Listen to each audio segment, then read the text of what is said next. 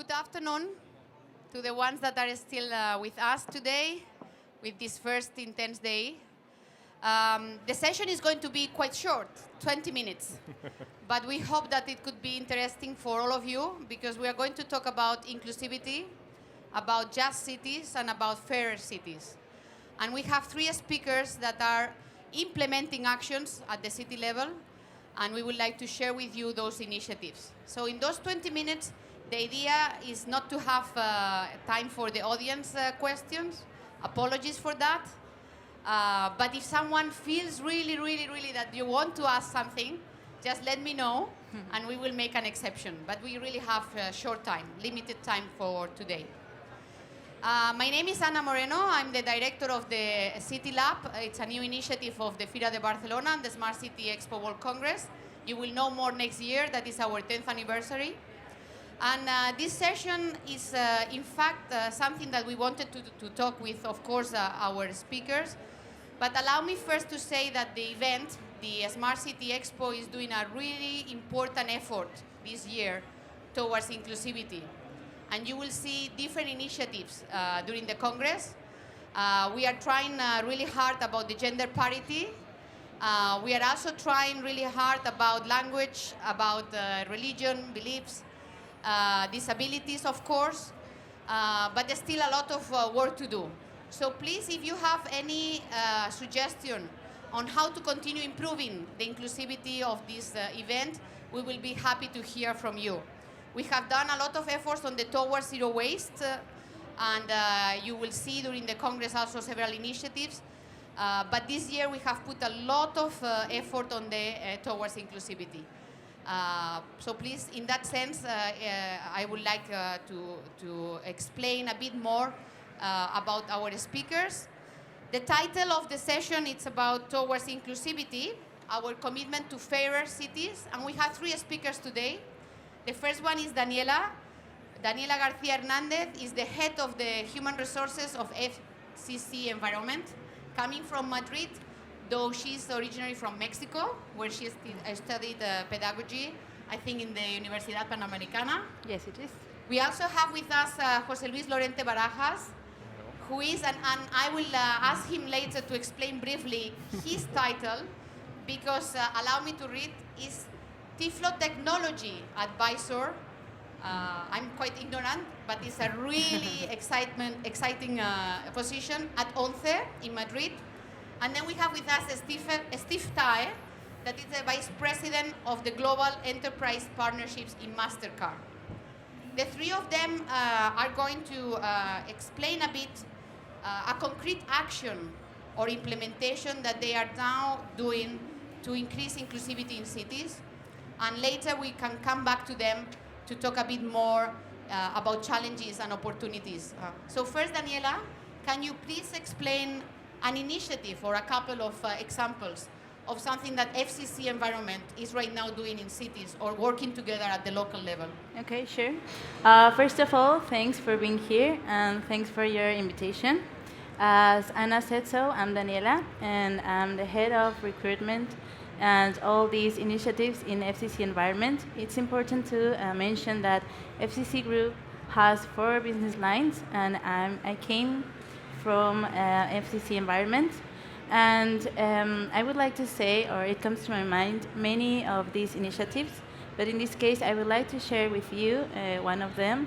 We have our own special employment center in which we help to create employment to people that are vulnerable to social risk, okay? And we are working hard to expand this initiative nationally, and we are sharing these practices internationally.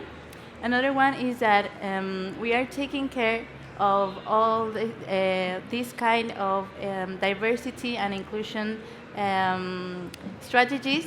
That's why we are increasing our contracts. For example, the last week we received an award from Incorpora La Caixa. It's one of our labor entity that we work with, and we lead the ranking of waste collection contracts industry, for example. Thank you so much. José Luis, Before to explain the initiative, can you explain a bit what is Tiflo? Well, how many of you know what is the meaning of Tiflotechnology? No, boy, okay. I thought so, because it was the same reaction for me. So briefly, if you can explain, I'm sure Very you will be briefly. able. First, of course, give you the thanks to let me come in here to share this knowledge and we are doing in Spain.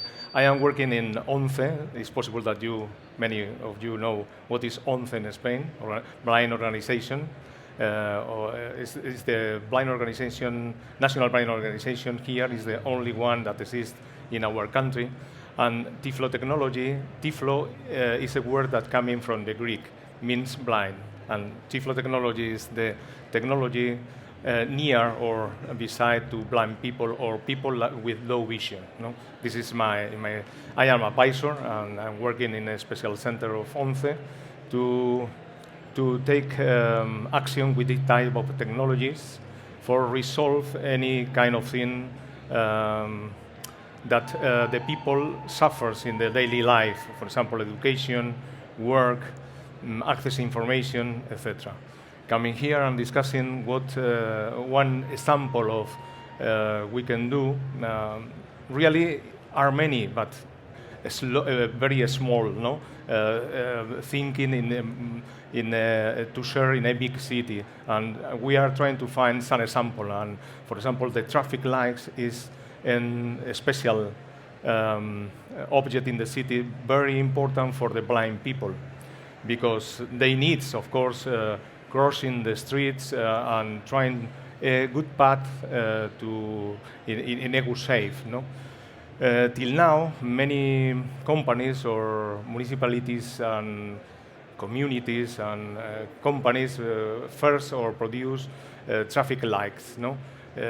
I suppose you listen some signal when the traffic light is on or off with a different signal to make distinction of the state. No? Now we are working with a new system, we name it Pass Blue, without any sound during the cycle work, but especially when the people is near, blind people near of the traffic light, this device immediately began to work. First of all, making a signal to giving them a position of the traffic light, because it's very important to know what is the traffic signal to cross for a good place the route, no, or the street in that case. The second is activate the traffic light.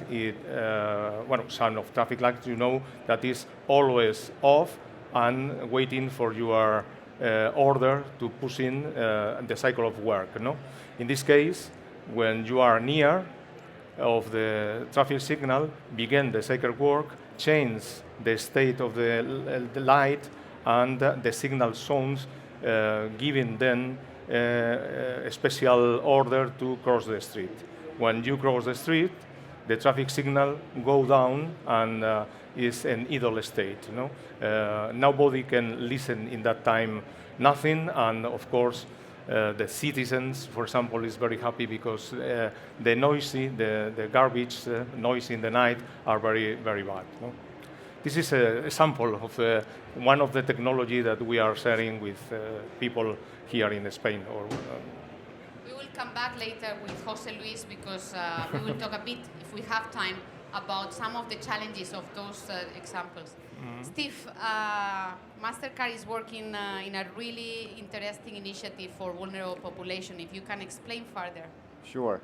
Before I explain the opportunity that we're involved with, I want to just first set the context in which we find ourselves. We know that 80% of the world's GDP will be generated in cities, and in the next 30 years, 70% of the world's population will be living in urban areas. And the nexus of these two statistics really is showing an opportunity as well as challenges for leaders and mayors. Mastercard is involved with what we decided to try to address some of the challenges that city leaders are trying to face around the vulnerable populations. We developed a platform called CityKey, which really takes the municipal issue ID and adding payment functionality and access to city services. Currently, we're working with the city of San Jose, where they are trying to give opportunities for the homeless population to not just give handouts, but allowing them the dignity of work and allowing them to pay. The challenge of just giving them cash is fraught with fraud as well as security, and using CityKey as an opportunity to really give those vulnerable population to work in their neighborhoods, to clean and beautify the streets and neighborhoods. These are just one of the innovative ways that Mastercard is working with city officials to really advance, to get the underbanked and unbanked into that digital economy. I think you even have already with San Jose going to implement it in the next month, if I'm not mistaken. We are working toward implementing this in the fourth quarter. And you have even developed a card, a citizen card for. So they are really implementing with this possibility for the homeless people to have this kind of. So this is just an example of a card. This is the front of a card, and then on the back is a payment functionality. And this serves two purposes. One, to identify the individual, just like any government-issued ID. And then on the back is a payment functionality that you could show this at any merchant where MasterCard is accepted. And also there is a technology, whether it's EMV or MyFair, that will allow access to buildings or access to libraries to check out books. So it's a multi-purpose card that is meeting the needs of what we're seeing in the future of cities.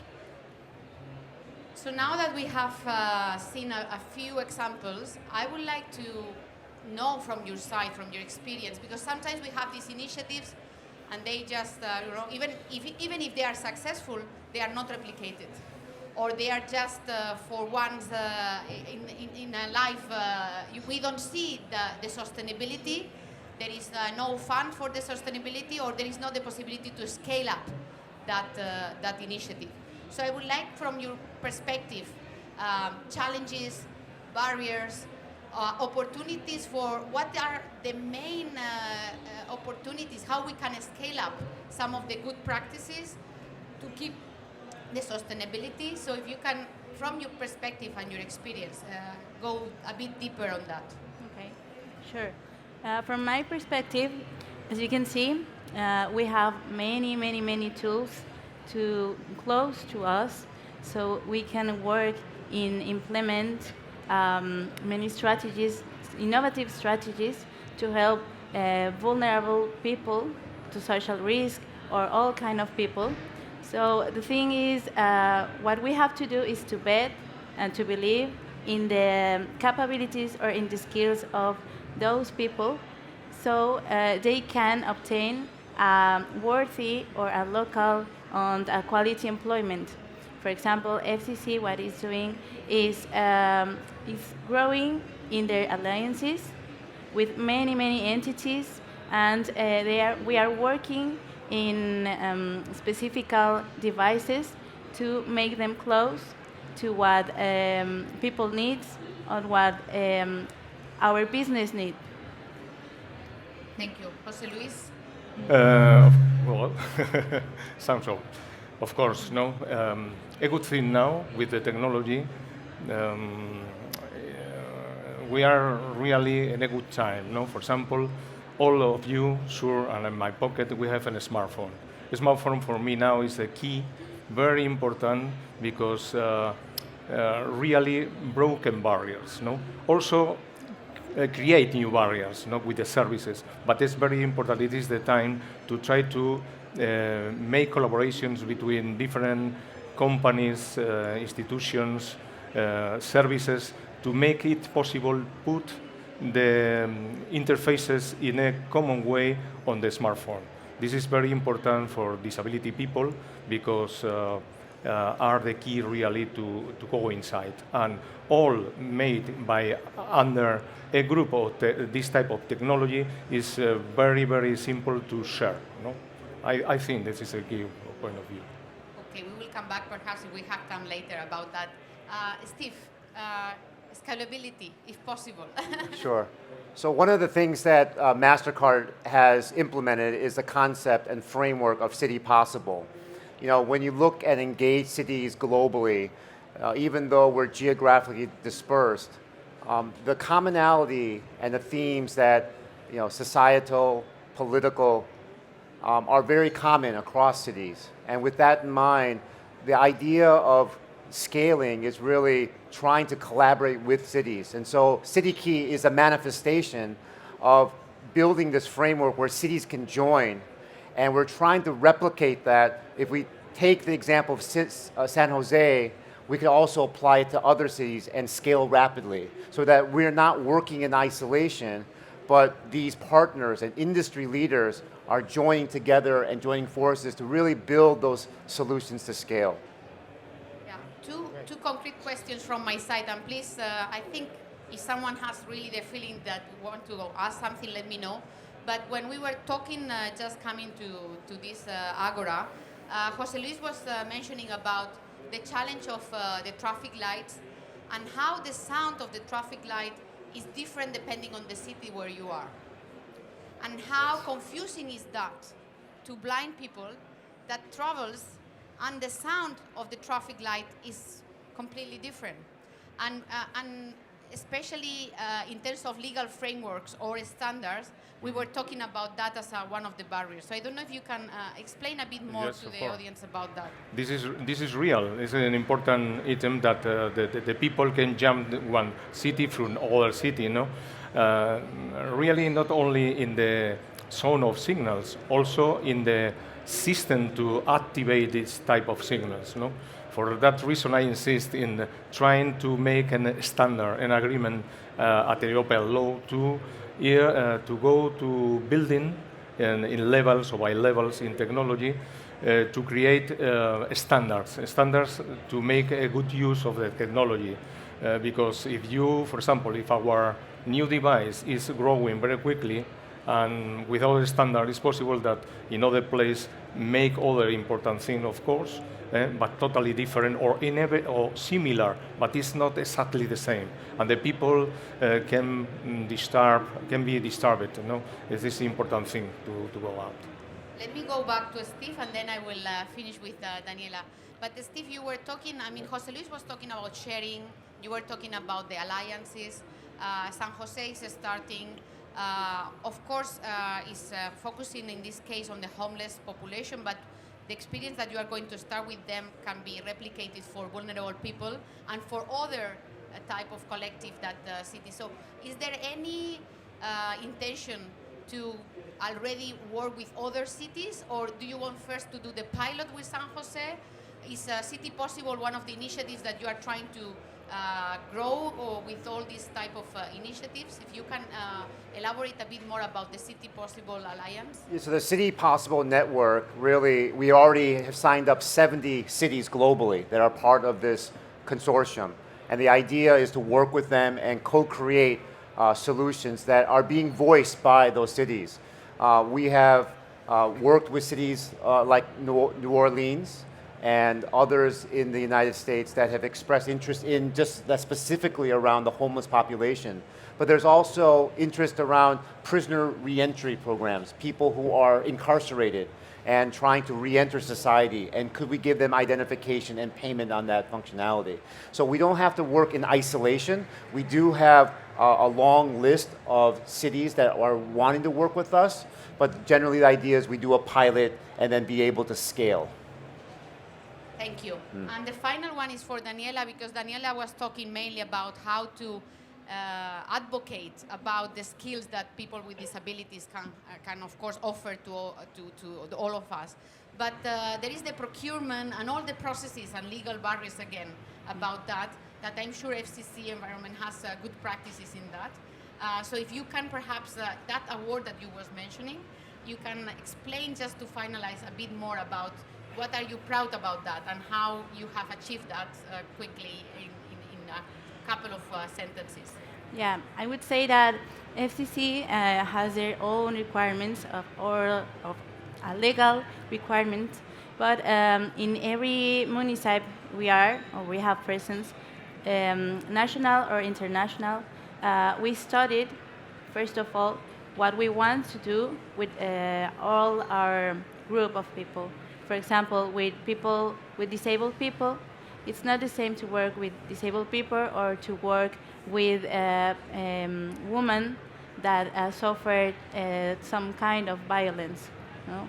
You have to study the specific group of people, and then you have to design a specific training or specific program to make them grow in what they are doing.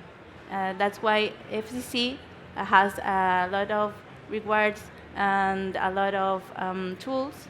And even we are working with many electronic devices that help us to make that training programs stronger. I would say that. Thank you so much. So the 20 minutes have gone. I promised that it was going to be really short. We will continue, you will continue, have a nice 3 days in this Congress. They will continue, just for you to know that Steve is already talking with FCC about the future, at least to understand better what they are doing. José Luis is sharing with us, they have a center for research in Madrid and also in Barcelona. So we will continue working. Hope to see you next year, and if not, around these 3 days. Thank you very much for your attention. Pleasure. Thank you very much.